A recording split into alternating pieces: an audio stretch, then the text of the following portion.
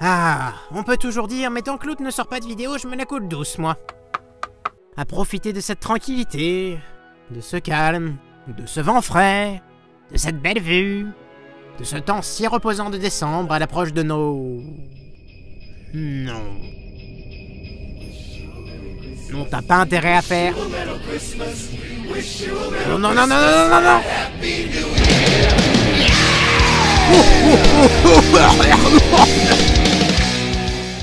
Noël, Noël, Noël, l'époque de l'année où l'on se réunit tous pour partager de bons moments, s'amuser, festoyer et s'échanger des cadeaux. Un moment où... Bon, c'est bon, je pense qu'ils ont compris, balance ton sujet, pas la peine de leur donner de faux espoirs. Hey, j'essaye d'introduire mon sujet, ça fait 200 ans que je n'ai pas fait de vidéo, donc laisse-moi quand même poser les bases de... L'analyse que tu ne vas pas faire vu que comme c'est Noël, tu vas évidemment... Profiter de cette très belle fête pour honorer la plus grande de nos traditions. Regardez A Very Minty Christmas. Et c'est reparti. A Very Minty Christmas, pour ceux qui ne le savent pas, est le 4e épisode de la G3, sorti bien évidemment le 25 octobre 2005.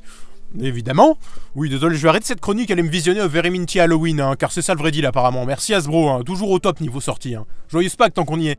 À moins que... Ce spécial Noël est sorti le 25 octobre, pratiquement comme un des épisodes de la G4 sur Noël qui est sorti le 24 octobre d'ailleurs. Serait-ce là un hommage à A Very Minty Christmas que cet épisode soit sorti ce jour-ci?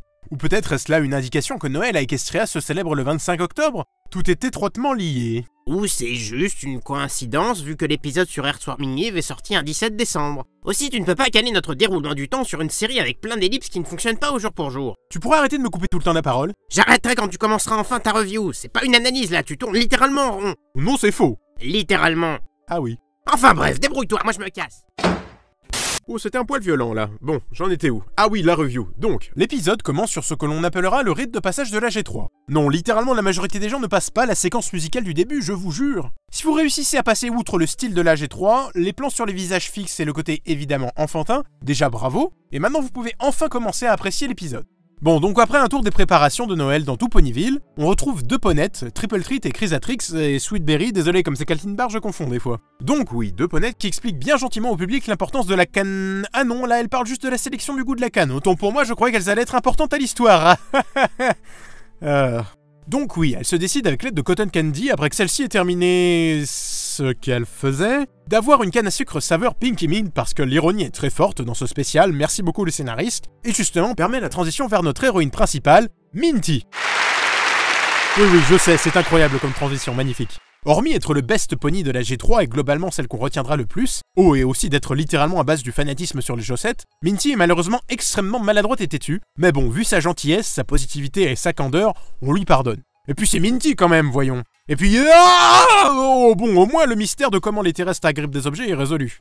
Yay. Aussi, ting pour le foreshadowing situationnel. Une longue série de fracassages nous attend. Donc après cette intro, on rejoint l'assemblée de Ponyville, ou l'ensemble de la population s'ils ne sont vraiment que 15 dans leur village, avec bien sûr qui d'autre que Pinkie Pie pour présider la réunion et organiser calmement l'événement. Oui, vous m'avez bien entendu. Et oh oui, j'aurais dû vous prévenir au cas où si vous voulez à peu près un équivalent par rapport à la G4. Donc, Pinkie est plus Twilight mais uniquement la partie sagesse est organisée, Minty à moitié Pinkie G4 et moitié Twilight mais plus la partie maladroite style saison 1, Cecil Whistle est moitié Fluttershy, Sparkleworks et Applejack en plus gentil et moins intégriste de campagne, Derpy et Sunset Shimmer sont Derpy et Sunset Shimmer, Starcatcher est l'équivalent de Celestia en juste Pégase, Sunny Days est littéralement Rainbow Dash et Rainbow Dash est ironiquement Rarity. Tiens d'ailleurs c'est drôle que ce soit Sunny Days qui s'exclame le plus pour Rainbow Dash. Oh je sais ce que vous allez me dire mais techniquement c'est la G4 qui s'est plantée avec le design de Rainbow Dash, vu que celle-ci est plus ancienne. Enfin bref, du coup, après avoir apporté le MacGuffin de Noël, Pinkie nous explique que c'est en fait un artefact super important qui sert de lumière guide pour le Père Noël, afin qu'il sache où se trouve Ponyville et fasse son goddamn job. Aussi oui, le Père Noël existe sous forme humaine dans leur monde, je ne vais même pas essayer de questionner la logique derrière tout ça, passons. Aussi, pour ceux qui se demandent pourquoi il n'y a pas de licorne à Ponyville, c'est parce que, encore une fois, la G3 est une version romantisée et idyllique de l'âge des trois royaumes. Et donc que les licornes vivent encore de leur côté, à Unicornia, bien tranquillement. Et si maintenant vous vous demandez au contraire que font les Pégases ici alors? Eh bien c'est parce que cet épisode se passe après les événements de Dancing in the Clouds et Friends Are Never Far Away, très belle prononciation je sais, car en fait Sky Wishes a déjà établi le contact avec les Pégases et ceux-ci ont déjà accepté de venir à Ponyville. Peu importe la génération, les licornes restent un poil élitistes à s'enfermer dans leur jolie grande ville château, dis donc. La cérémonie se passe, Darling Dash est très darling, Sunny Dash est super rad, et Minty adore les chaussettes, mais bien évidemment, car apparemment Minty a genre zéro karma, son perfectionnisme la trahit et elle se retrouve à fracasser tous les rêves et tous les espoirs de tout le monde en un milliard de morceaux. Waouh, je pensais qu'il n'y avait que Lord Gabe, Jeff from the Overwatch Team, Rebecca Sugar et Andrew ici qui pouvaient avoir un tel pouvoir. Impressionnant! Point bonus pour l'épisode qui montre Minty actuellement dévastée par ce qu'elle vient de faire et qui met bien la pression à Minty pour sa gaffe. Du coup, pour éviter la peine de mort, Minty va chercher de l'aide auprès de Pinky, après avoir encore fracassé quelque chose, bien évidemment. Bon ok, cette fois-ci elle tente de le réparer, mais apparemment tout le monde est d'accord que Minty n'est pas la meilleure personne pour réparer des trucs. Merci par Arrêtier par Bodash. Bon, malheureusement au final Minty n'arrive pas à avouer son crime face à l'enthousiasme de Pinky et retourne se lamenter chez elle. Apparemment toute l'après-midi et toute la soirée parce que mince, il faisait jour dans la scène précédente, pauvre Minty. Why did I touch it? Oui Minty, pourquoi tu l'as touché d'ailleurs? Bon, je sais, perfectionnisme et tout, mais mis à part que la canne à sucre était fabriquée en scénarium, c'était quand même complètement inutile comme geste. Mais bon, du coup Minty déprime et s'autocritique lourdement, et d'ailleurs, encore une fois, bravo, c'est bien de montrer des scènes tristes. C'est important pour apprécier les moments heureux d'avoir ce type de scène. Après avoir trouvé le nœud du problème, littéralement, Minty décide du coup de devenir calife à la place du calife, enfin je veux dire Père Noël de secours, et ainsi elle pense pouvoir sauver Noël et le bonheur de tout le monde en leur offrant le meilleur des cadeaux, des chaussettes. After all, who doesn't love socks? Sauf qu'en fait il n'y a que toi et tous les fanatiques que tu as inspirés certes, mais dans cet épisode il n'y a que toi. Il n'y a que toi dans ce livre la la la la la la la la la la la la la la la la.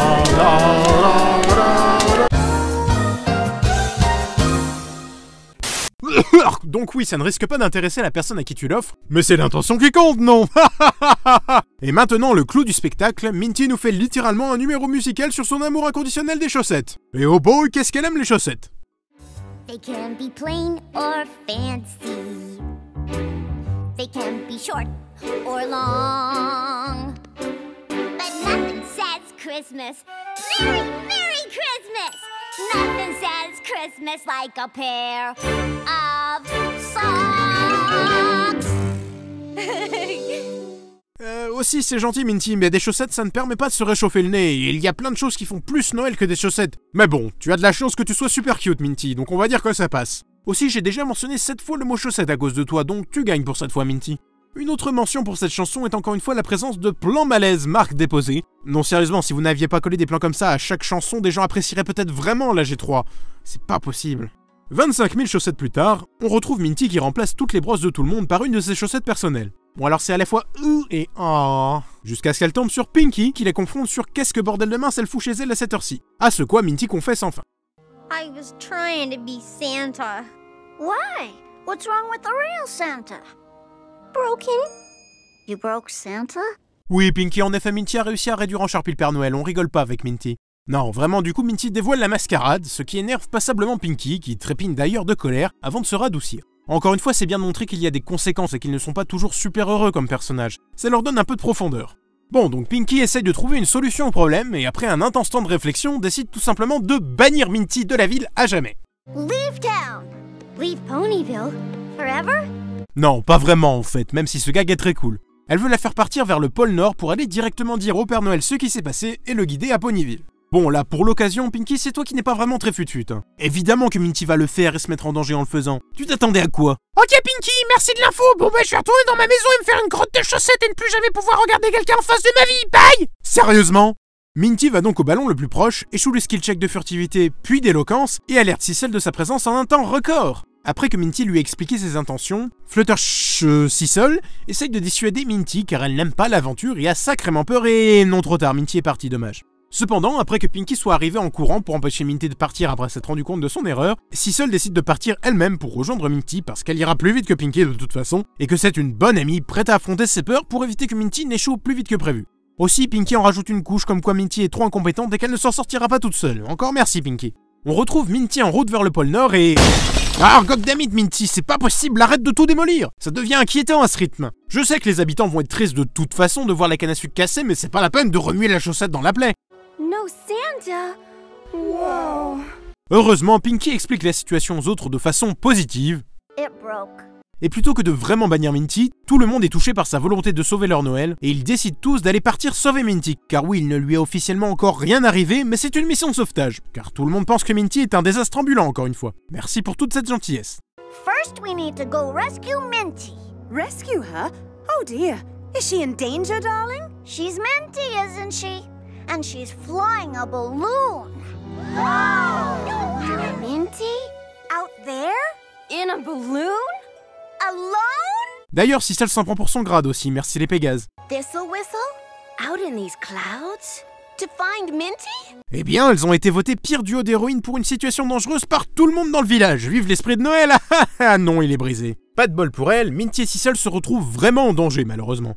Et Sissel va être tenté de devenir l'ami de Cotton Candy, si vous voyez ce que je veux dire. Non, évidemment que vous voyez ce que je veux dire, je sais même pas pourquoi je fais tout ça. Enfin bref, après quelques autres sarcasmes... Thistle, do you know the way home? I'm okay. Thanks for asking. Tell me again why that candy cane was so important. Et quelques autres... Consider it done. Bon, c'est sa catchphrase, donc ça va. Minty et Sissel sont sauvés par leurs amis qui se posent enfin au pôle Nord, en attendant que les nuages se dispersent. La joyeuse troupe arrive donc à Super Noël Cliché Summerland et... Ok, stop, attendez, bon, je n'ai vraiment rien dit pendant tout l'épisode, mais là...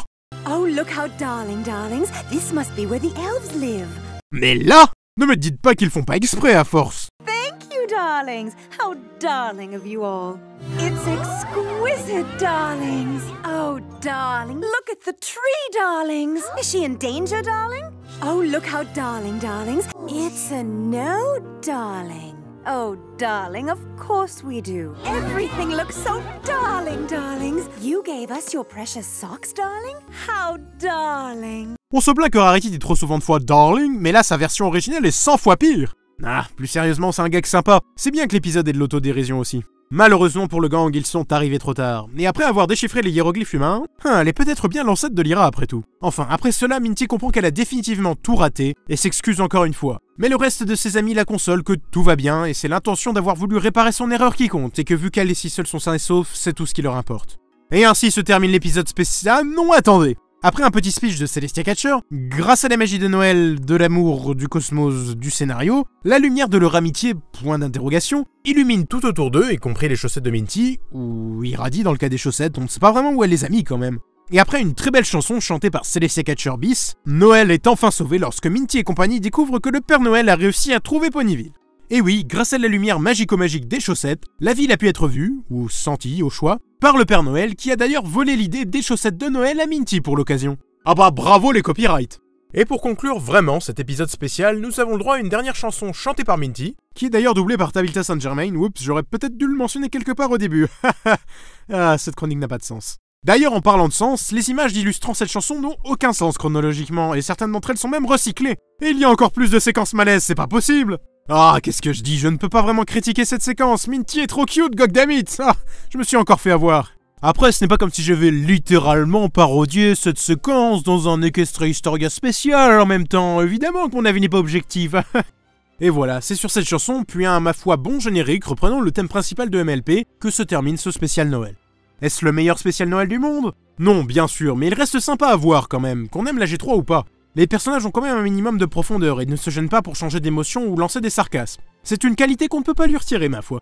Bon, je vous vois venir, même si j'apprécie ce spécial, je ne lui excuse pas tout non plus, hein. L'histoire en elle-même tient sur 3 lignes et il y a quelques longueurs, notamment dues au moment malaise comme j'en ai parlé. De plus, ça reste assez basique comme traitement de personnage, mais pour ce qui est attendu d'une production de ce type de la part d'un empire de jouets, je trouve que l'équipe du spécial a fait des incroyables efforts. À vous de voir si vous avez apprécié ce mini-film. N'hésitez pas à le regarder de votre côté et à partager votre avis dans les commentaires, et à liker si possible. Mais je pense que nous pouvons être tous d'accord sur un point. Nothing says Christmas. Merry Christmas! Nothing says Christmas like a pair of socks. Allez, joyeuses fêtes! We wish you a Merry Christmas. We